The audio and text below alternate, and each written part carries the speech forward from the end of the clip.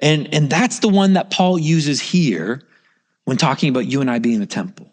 He's not talking about the temple at large, the whole temple. He's talking about the holy place.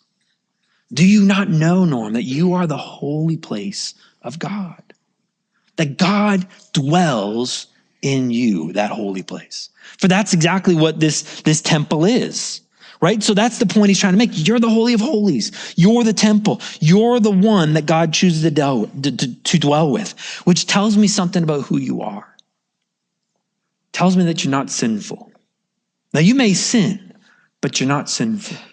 How do we know that? Because can the Spirit of God dwell in a sinful place? No.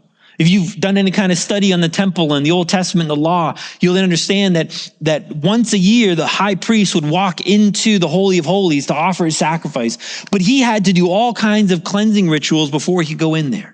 He had to wear just a linen robe. He had to make sure he was, his sins were atoned. He was washed. He was clean. And then when he would go in, they would tie a rope around his leg and bells around the end of his tunic.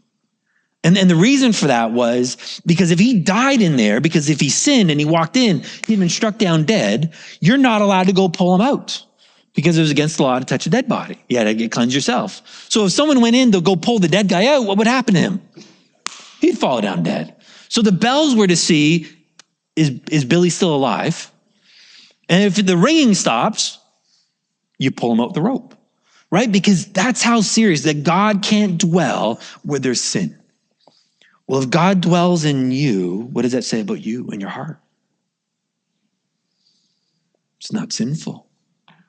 There's no shame there because of what God has done on the cross.